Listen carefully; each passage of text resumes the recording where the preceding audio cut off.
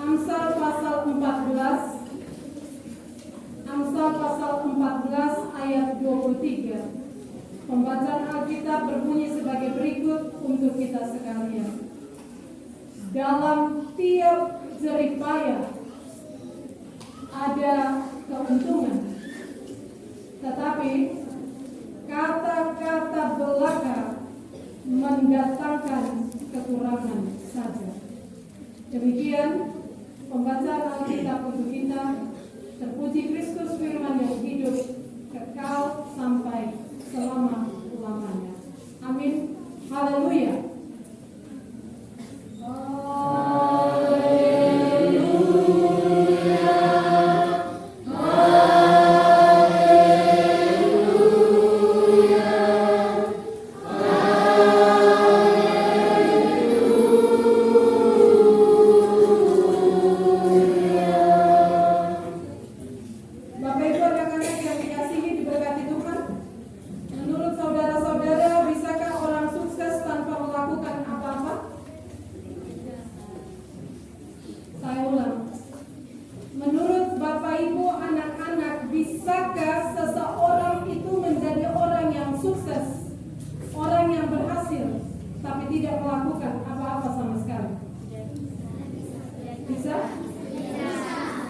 Tidak bisa. Atau kalau kita kasih dalam konteks kita sebagai jemaat yang ulang tahun hari ini, bisakah jemaat ini maju menjadi jemaat yang sukses, yang berhasil, tapi kita tidak melakukan apa-apa? Bisa? Bisa? Tidak bisa. Setuju tidak bisa?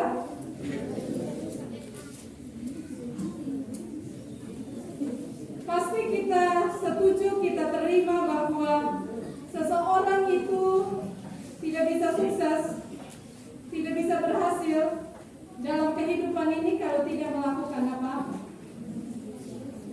Sekalipun orang tersebut memiliki warisan yang besar dari orang tua, dari leluhurnya, tapi jika tidak melakukan apa-apa sama sekali, warisan itu juga bisa habis lambat laun. Karena itu orang sukses, orang berhasil, itu tentu perlu ada melakukan sesuatu, bukan tidak melakukan apa-apa sama sekali dalam hidup ini. Kita mengerti, kita sadari bahwa ukuran kesuksesan, ukuran keberhasilan itu juga pasti berbeda bagi setiap orang. Tetapi sekali lagi, untuk menuju pada kesuksesan, untuk menuju pada keberhasilan, itu perlu melakukan sesuatu dalam hidup ini. Tidak bisa tidak melakukan apa-apa, lalu bermimpi itu akan sukses, lalu sukses itu datang dengan sendirinya. Semua orang dalam hidup ini pasti ingin sukses. Semua orang dalam hidup ini pasti ingin berhasil. Tetapi kenyataannya tidak seperti yang diinginkan. Kalau begitu pertanyaannya adalah, apa yang perlu dilakukan? Sekali lagi, apa yang perlu dilakukan supaya mencapai kesuksesan atau keberhasilan itu? Mari kita belajar bersama dari bagian firman Tuhan yang kita baca dan hendak kita renungkan juga bersama pada petang ini. Pada pembacaan kita ini sangat sederhana sekali ditulis. Saya senang membaca bagian dalam Amsal karena memberi pengajaran yang sebenarnya sangat sederhana dan menyangkut dengan berbagai hal, sampai dengan hal-hal yang kecil yang sederhana dalam hidup kita tiap hari. Itu banyak sekali diungkapkan dalam kitab Amsal. Karena itu saya mengajak kita bersama, mari belajar dari firman Tuhan di petang ini. Bagian ini menuliskan kepada saudara dan saya, dalam tiap jerih payah ada keuntungan. Garis bawahi atau perhatikan kata tiap jerih payah. Jerih payah itu sama dengan kerja keras atau berusaha. Itu bicara soal jerih payah.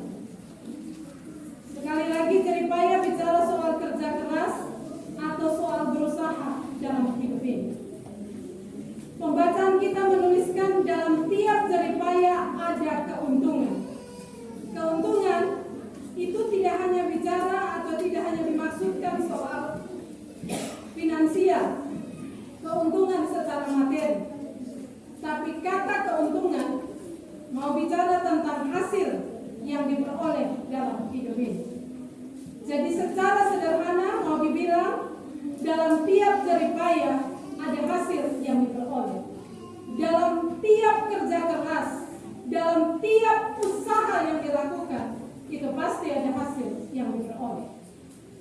Ini yang mau disampaikan pada bagian ini. Karena itu dalam tiap usaha, dalam tiap kerja keras, dalam setiap usaha yang dilakukan, pasti ada hasil, pasti ada upah, pasti ada berkat, pasti ada keuntungan yang diperoleh.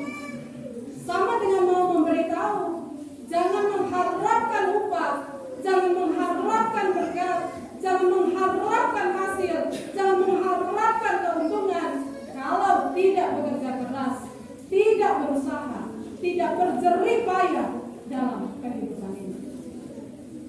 Ini juga mengingatkan kita dalam hidup kita sebagai orang percaya. Alkitab memberitahu, menjelaskan dengan jelas dan sangat sederhana bahwa kalau berbicara soal kerja keras, berusaha, sama dengan mau mengajarkan setiap kita termasuk anak-anak dalam hidup ini, jangan menjadi orang yang malas, jangan berpangku tangan, jangan duduk-duduk saja, enak-enak saja tanpa bekerja keras, berusaha dalam hidup ini. Sebab Alkitab tentu tidak setuju, dan karena itu memberi pengajaran bagi orang yang malas. Orang yang malas itu harus belajar dari binatang yang namanya semut. Luar biasanya anak sekolah ini. Alkitab menuliskan, hai pemalas, belajarlah dari semut. Kalau baca bagian ini harusnya kita malu. Kenapa? Masa kita badan yang besar harus belajar dari binatang yang kecil sekali? Hanya baca bagian itu saja harusnya malu. Ini memberitahu bahwa Alkitab mengajarkan kepada kita untuk pantang menjadi orang yang malas dalam hidup ini. Tapi harus menjadi orang yang selalu berusaha, selalu bekerja keras dalam hidup ini. Pernah lihat semut tidur? Bapak Ibu anak-anak pernah lihat semut tidur? Berhenti pun hanya sebentar saja, sudah itu bergerak lagi. Binatang yang terus bekerja itu belajar dari semut, binatang yang kecil itu, soal bekerja keras, soal berusaha dalam hidup ini. Bahkan Alkitab pun menuliskan, orang yang malas hendaklah jangan makan. Orang yang malas hendaklah jangan makan. Ini kata-kata yang sederhana, yang memberi pengajaran yang luar biasa, bahwa Alkitab mengajarkan kepada kita untuk pantang menjadi orang yang malas dalam hidup ini. Orang yang malas cenderung akan bergantung kepada orang lain dalam hidup ini.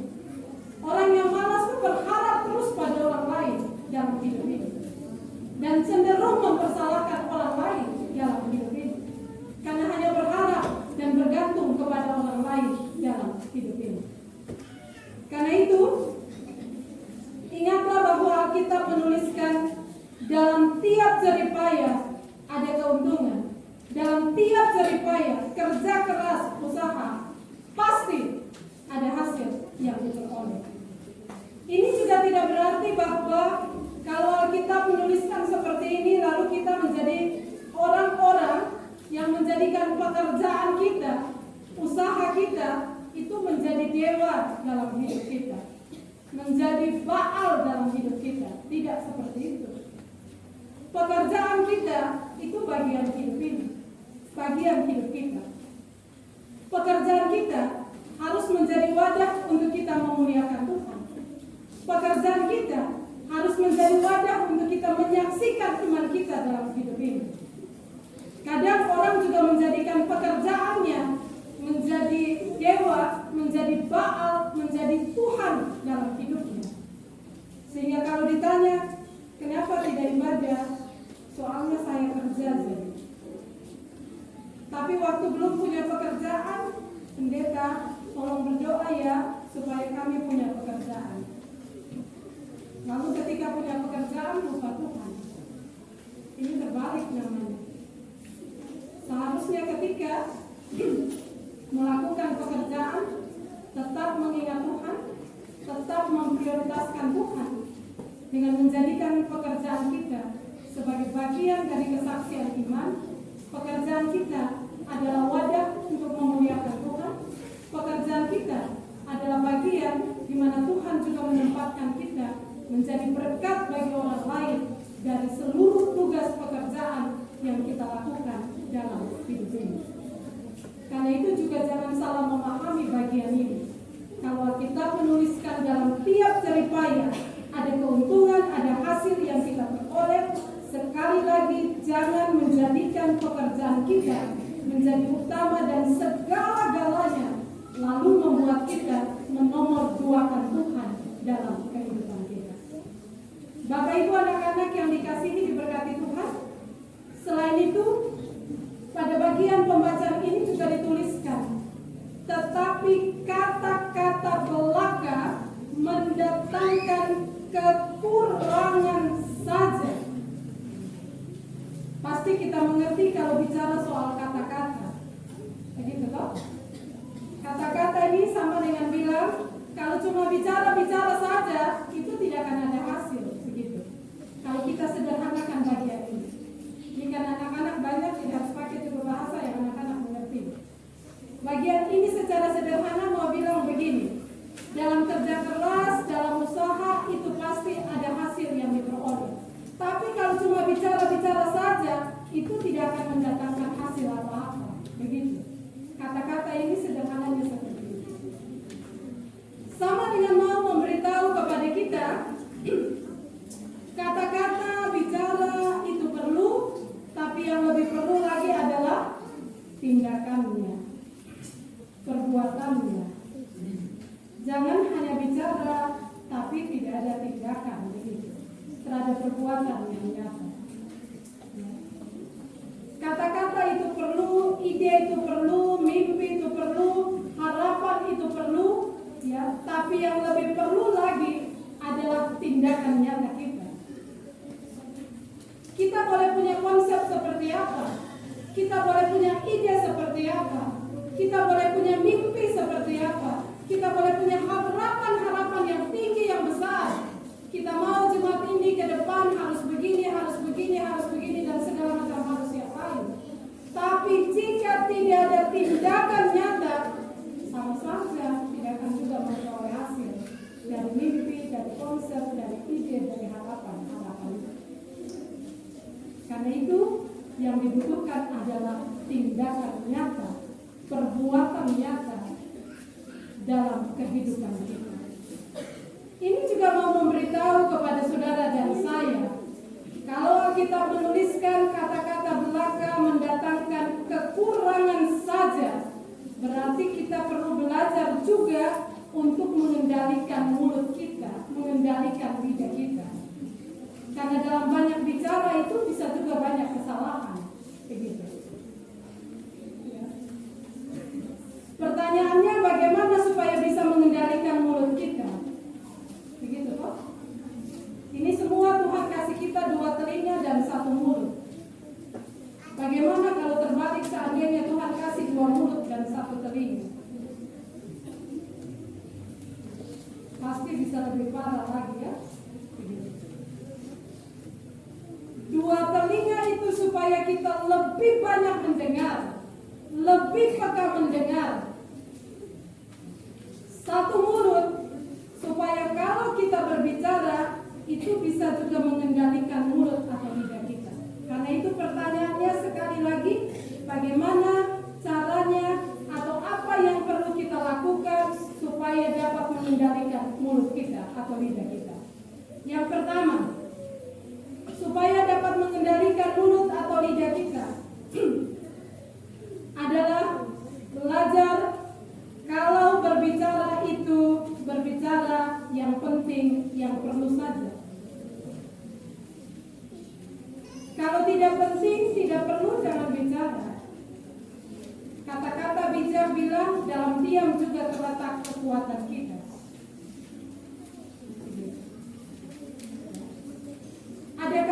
kita perlu diam untuk mendengar. Bukan harus terus bicara, tapi kita perlu juga untuk mendengar orang lain berbicara. Kecenderungan kita itu kita mau kita bicara, orang lain dengar. Begitu toh? Bahkan kadang-kadang orang lain bicara pun kita tidak mau dengar, kita juga mau kita bicara. Akhirnya kita bingung siapa yang kita mau dengar. Karena semua mau bicara, tidak ada yang mau diam untuk dengar. Selain itu, bagaimana supaya kita dapat mengendalikan lidah kita? Yang kedua itu, kalau lagi emosi itu jangan bicara. Bapak Ibu pernah emosi lalu bicara? Pernah? Bagaimana kalau lagi emosi baru bicara? Kata-kata lancarkah? Kata-kata nganda? Pasti lancar luar biasa, tau begitu? Hantam saja bicara karena emosi. Lalu setelah emosi lupa apa yang tadi dia bicara waktu dia lagi emosi, tidak bisa kendalikan diri. Dalam emosi itu ketika kita sudah emosi dan asal bicara, itu menyakitkan hati orang yang mendengar. Tapi kita tidak sadar. Ini banyak terjadi dalam kehidupan rumah tangga, suami istri, orang tua dan anak-anak, anak-anak dan orang tua, tapi juga banyak terjadi dalam hidup persekutuan pelayanan. Kadang-kala kita dalam keadaan emosi, keadaan marah, keadaan tidak terima juga, hantam bicara saja terus.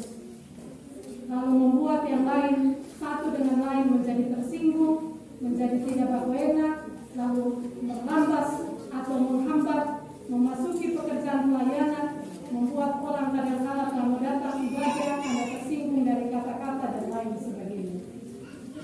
Yang ketiga, supaya dapat mengendalikan lidah kita, mulut kita dalam hal berbicara, berkata-kata, adalah kalau mau bicara, pikir dulu baik-baik.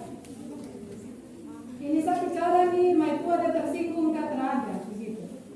Ini saya bicara nih, baca dia tambah emosi kah, langsung dia reda, pikir baik-baik. Ini saya bicara sebagai orang tua, ini menyakitkan hati anak-anak kah tidak? Jangan berpikir karena saya orang tua punya kuasa, punya kewenangan, asal hantam bicara saja. Kadang-kala kata-kata kita kepada anak-anak itu juga menyakitkan hati mereka. Tapi karena dong anak-anak jadi diam saja. Kalau anak-anak yang kritis akan balik lagi bicara kepada orang tua. Karena itu kalau mau berbicara, pikir dulu baik-baik baru berbicara. Yang keempat, supaya dapat mengendalikan lidah kita, kata-kata kita, mengerti segala sesuatu dengan baik baru bicara. Kadang-kadang telah mengerti, tapi baku melawan. Begitu ya. Dalam pelayanan gereja juga begitu. Telah mengerti baik, tapi hantam bicara, bertahan dengan prinsip, dengan pendapat. Karena telah mengerti ini barang apa yang sebenarnya lagi bicara. Karena itu mengerti dulu baik, baru bicara. Tidak main asal-asal saja bicara. Ini bagian dari mengendalikan mulut, mengendalikan lidah dalam hidup kita tiap hari. Saya membaca satu tulisan. Tulisan ini juga sedikit menggelitik bagi saya. Tulisan itu menjelaskan tentang menurut para ahli komunikasi, kata-kata yang diucapkan setiap kita manusia, setiap orang dalam berbicara satu hari mulai dari kita bangun sampai kita tidur, kata-kata kita bicara saja kalau dibuat jadi tulisan itu bisa 20 halaman. Mulai dari bangun pagi bicara sampai malam mau tidur. Kata-kata itu kalau ditulis itu bisa jadi 20 halaman. Satu bulan, dari mulai bangun sampai tidur dalam waktu 1 bulan,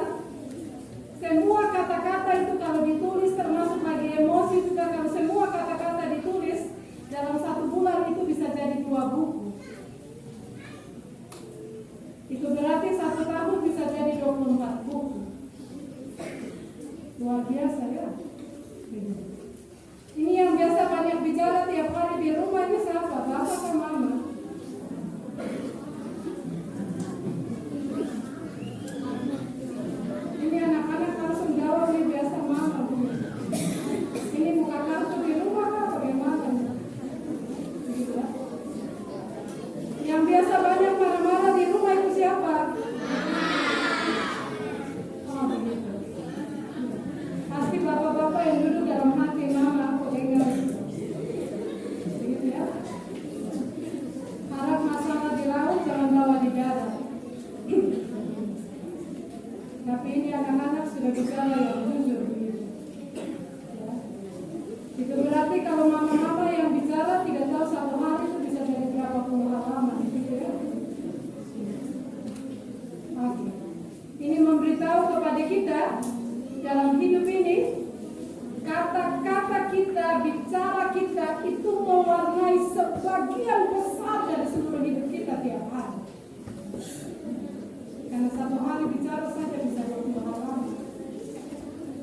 Berarti kata-kata itu mewarnai sebagian besar dari seluruh hidup kita. Bapak Ibu anak-anak yang dikasihi diberkati Tuhan.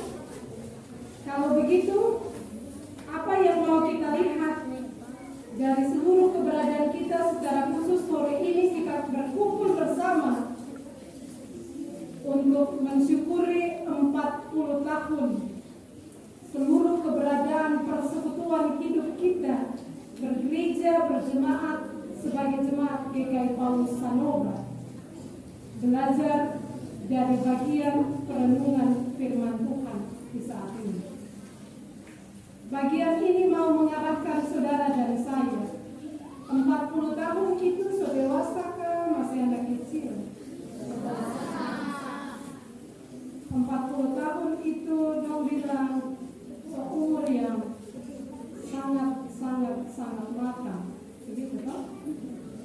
Ini 40 tahun. Berarti so mantap dalam segala hal. Karena sudah 40 tahun. Kalau mantap dalam segala hal, maka ulang tahun tidak mengantar kita hanya mengucap syukur,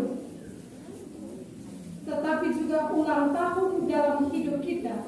Mau ulang tahun pribadi kah, ulang tahun perkawinan kah, ulang tahun berjemaat kah, ulang tahun itu tidak hanya mengantar kita mengucap syukur, tapi juga selalu membawa evaluasi dan perenungan dalam diri dan hidup kita. Artinya, ulang tahun itu mengantar kita melihat hari-hari hidup yang sudah kita jalani dalam segala kebaikan dan pertolongan Tuhan. Lalu juga bertolak dari kebaikan dan pertolongan Tuhan, apa yang kita mau lakukan ke depan dari waktu dan hidup yang masih Tuhan izinkan kepada kita. Karena itu, tentu dalam sukacita dan syukur bersama untuk usia 40 tahun, kita diajar dari kebenaran firman Tuhan bahwa seluruh kerja keras, seluruh jerih lelah, seluruh usaha itu pasti membawa hasil dalam hidup ini.